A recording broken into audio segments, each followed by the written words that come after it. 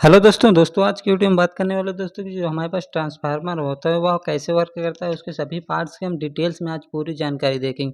इसलिए आप वीडियो में बने रहें तो लास्ट तक देखें। जैसा कि जानते हैं ट्रांसफार्मर का काम होता है वोल्टेज के एक लेवल से दूसरे लेवल में कन्वर्ट करता है, जबकि उसकी कांस्टेंट फ्रीक्वेंसी पर वोल्टेज को अप एंड डाउन करता है। जैसे कि आप देखा होगा तो वोल्टेज जो ट्रांसफार्मर होता है वोल्टेज को अप एंड डाउन ये करने के काम आता है। तो उसमें देखें तो फ्रीक्वेंसी कम रहती है तो वह एसी वोल्टेज पे हमारा काम करता है, ना कि हमारा जो ट्रांसफार्मर होता है दोस्तों वह डीसी वोल्टेज से सप्लाई नहीं करता है, वह केवल एसी पे सप्लाई करता है। जो वोल्टेज को लेवल को एक कम या ज़्यादा करने के लिए हम यूज किया जाता है।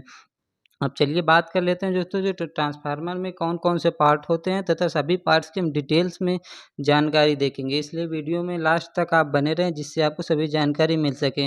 अब बात करते हैं दोस्तों जो ट्रांसफार्मर में कितने पार्ट होते हैं। ट्रांसफार्मर पार्ट देखें तो इसमें होते हैं जैसे टैंक हो गया, कोर हो गया, वाइंडिंग हो गया, बुशिंग हो गया, टाइप चेंजर हो गया दोस्तों, टाइप चेंजर हो गया, ब्रीदर हो गया, कंजर्वेटर हो गया, रेडिएटर हो गया, बुकोज रिले हो गया, पीआरवी प्रेशर रिलीव वाल्व हो गया। अब चलिए नेक्स्ट देखें दोस्तों कि सबसे पहले आता है हमारे पास जो टैंक होता है।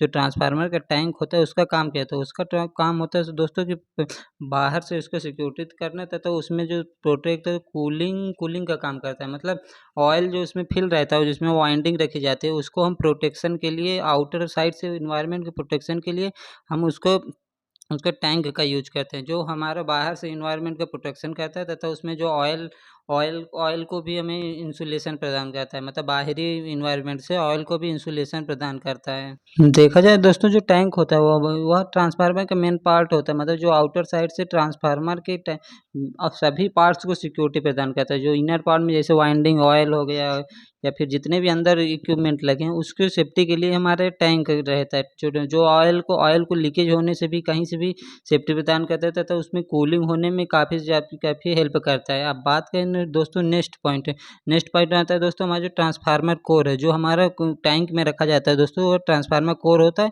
जिसके ऊपर हम दोस्तों वाइंडिंग करते हैं। यह दोस्तों ग्रेन ओरिएंटेड सिलिकॉन स्टील से बना होता है दोस्तों, जिसके ऊपर हम अपनी वायरिंग करते हैं। जैसे हमारी ज़रूरत हो उसकी वायरिंग करते हैं दोस्तों। यह हमारा देखें तो इलेक्ट्रिकली आइसोलेट होता है, जबकि अब देखें तो इसे मैग्नेटिकली कपल्ड होता है। क्योंकि इलेक्ट्रिक आइसोलेट इसलिए होता है क्योंकि इसमें छोटे-छोटे स्ट्रिप से बना होता है। क्योंकि आइसोलेशन के द्वारा स्ट्रिप को जोड़कर बनाया जाता है, जिससे हमारा जो ईडी करंट होता है, जो ईडी करंट लॉस होता है वो दोस्तों कम से कम होने के लिए इस स्ट्रिप में यूज किया जाता है।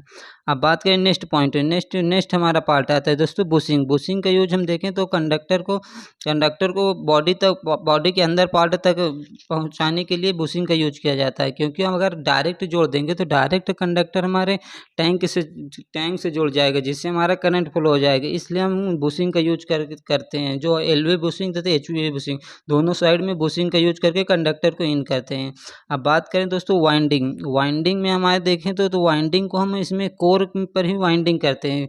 कोर पर वाइंडिंग तो करते हैं जो इसमें प्राइमरी तथा सेकेंडरी दोनों तरह की वाइंडिंग हम कोर पर करते हैं। तथा जैसे स्टार या डेल्टा कनेक्शन जैसी हमारी रिक्वायरमेंट है दोस्तों वैसे हमारा कनेक्शन करते हैं। जैसे स्टार में रिक्वायरमेंट है, delta requirement, star delta transformer जिस तरह ट्रांसफार्मर में रिक्वायरमेंट रहता है उसी तरह हम यूज करते हैं। या फिर हम जैसे लोड हमारा किस बेस पर हमें लोड चाहिए उसके अनुसार हम वाइंडिंग का सिलेक्शन करते हैं।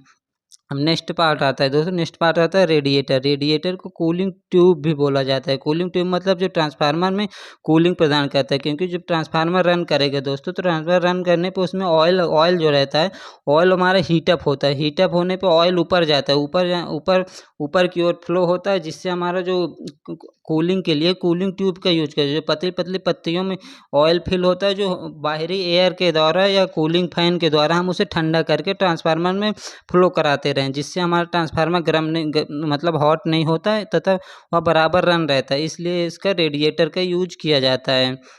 अब बात आती है दोस्तों नेक्स्ट पार्ट की। नेक्स्ट पार्ट हमारे पास क्या बचता है कंजर्वेटर का मतलब दोस्तों जो ट्रांसफार्मर के ऊपरी हिस्से में लगा होता है। इसका काम होता है जब ट्रांसफार्मर में ऑयल का हीटअप होता है तो हीटअप होने के कारण दोस्तों वह ऑयल ऊपर की ओर फ्लो होता है। ऑयल ऊपर की ओर फ्लो होता है जिससे उसका एक्सटेंशन होता है तो क्वांटिटी बढ़ने पे उसके लिए स्पेस की ज़रूरत होती है। इसलिए हम कंजर्वेटर का यूज किया जाता है। जो अगर जब गर्म होता है ऑयल तो ऊपर जाने पर उसमें कुछ स्पेस मिल जाए, इसलिए कंजर्वेटर के देखें तो उसका हाफ लेवल तक ही उसमें ऑयल भरा रहता है। जब गर्म होता है तो उसमें जाने के लिए स्पेस मिल जाता है, इसलिए इसका कंजर्वेटर का यूज किया जाता है। अब नेक्स्ट बात करें दोस्तों, तो हमारे पास बुकोज ड्रिल है। बुकोज ड्रिल देखें तो एक प्रोटेक्शन डिवाइस होती है जो हमारा शॉर्ट सर्किट या ओवर करंट जब कोई भी फॉल्ट अगर होता है तो उसमें ऑयल का फ्लो अचानक बढ़ जाएगा, क्योंकि हीट होने के कारण जो शॉर्ट सर्किट या कोई भी फॉल्ट आएगा तो हीट होने के कारण ऑयल का फ्लो होने लगता है, जिससे हमारे सेंसर वर्क करता है तथा जो प्रोटेक्शन डिवाइस ब्रेकर लगाए हैं दोस्तों, उसमें ब्रेकर तक उसको सिग्नल भेज के ब्रेक ट्रांसफार्मर को ट्रिप करा देते हैं। इसलिए बुको ड्रिलो एक सेंसर डिवाइस होता है जो हमारे ट्रांसफार्मर प्रोटेक्शन के लिए यूज किया जाता है। अब नेक्स्ट बात करें दोस्तों, नेक्स्ट हमारे पास क्या क्या बचा है। नेक्स्ट बचा है दोस्तों ट्रांसफार्मर में देखा होगा आपने, एक मार्शलिंग बॉक्स का यूज किया जाता है। मार्शलिंग बॉक्स मतलब होता है उसमें WTI तो OTI ऑयल टेम्परेचर तथा वाइंडिंग टेम्परेचर को मेजरमेंट करने के लिए मीटर लगे होते हैं, जो दोनों के मेजरमेंट करते हैं। तो जो ट्रांसफार्मर के नीचे पार्ट में दोस्तों उसमें 2 वाल्व लगे रहते हैं, जिससे इनलेट तथा आउटलेट का काम करता है। अब बात करें दोस्तों, इसमें एक पार्ट आता है टैप चेंजर। टैप चेंजर का यूज हम वोल्टेज लेवल को मेंटेन करने के लिए किया जाता है, क्योंकि अगर हमारे रिक्वायरमेंट में देखें तो वोल्टेज को अप एंड डाउन होता रहता है, इसलिए टैप चेंजर के द्वारा हम वोल्टेज को मेंटेन रखने के लिए टैप चेंजर का यूज किया जाता है। अगर दोस्तों इस तरह देखें, पूरे ट्रांसफार्मर के पार्ट देख लिए, अगर वीडियो आपको पसंद आए तो वीडियो को सब्सक्राइब कर लीजिएगा। Thank you.